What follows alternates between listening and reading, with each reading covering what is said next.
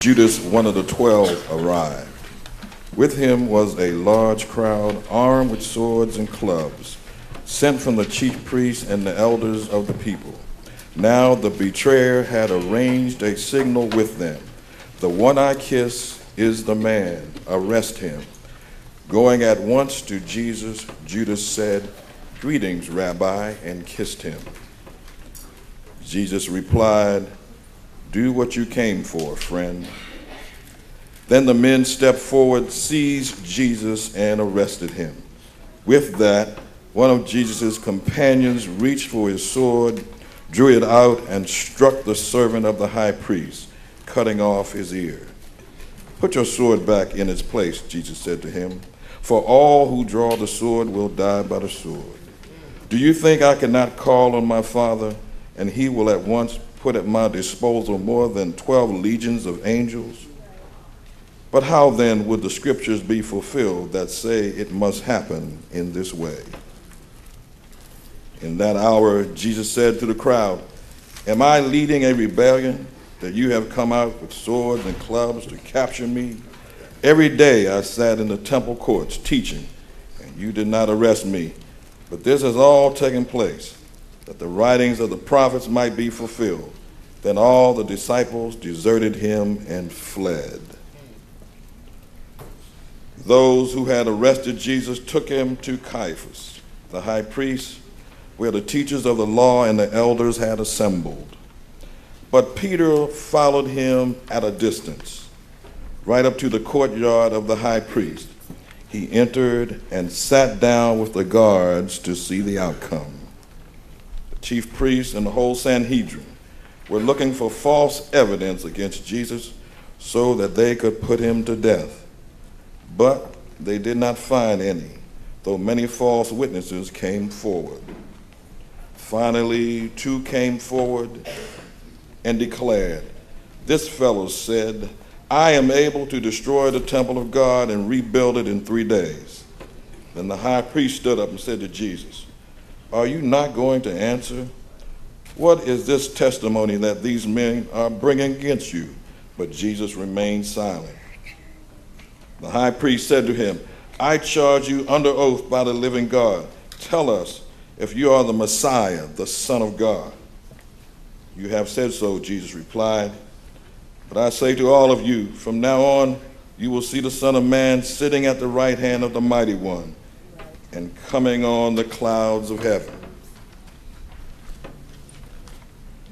Then the high priest tore his clothes and said, "He has spoken blasphemy. Why do we need any more witnesses? Look now, you have heard the blasphemy. What do you think?" "He is worthy of death," they answered. Then they spit in his face and struck him with their fist. Others slapped him and said, "Prophesy to us, Messiah, who hit you?" Now Peter was sitting out in the courtyard, and a servant girl came to him. "You also were with Jesus of Galilee," she said. But he denied it before them all. "I don't know what you're talking about," he said. Then he went out to the gateway where another servant girl saw him and said to the people there, "This fellow was with Jesus of Nazareth." He denied it again with an oath, "I don't know the man." After a little while, those standing there went up to Peter and said, "Surely you are one of them. Your accent gives you away." Then he began to call down curses, and he swore to them, "I don't know the man." Immediately a rooster crowed. Then Peter remembered the word Jesus had spoken, "Before the rooster crows, you will disown me 3 times." And he went outside and wept bitterly.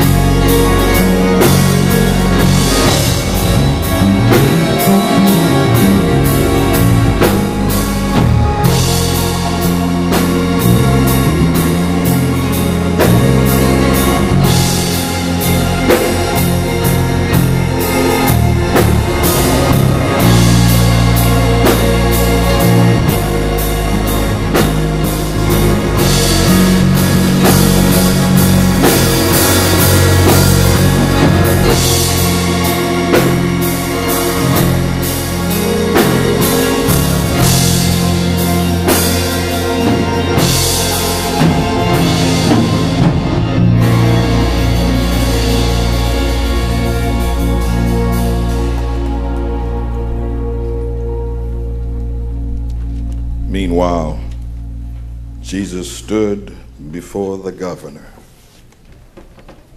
And the governor asked him, "Are you the king of the Jews?"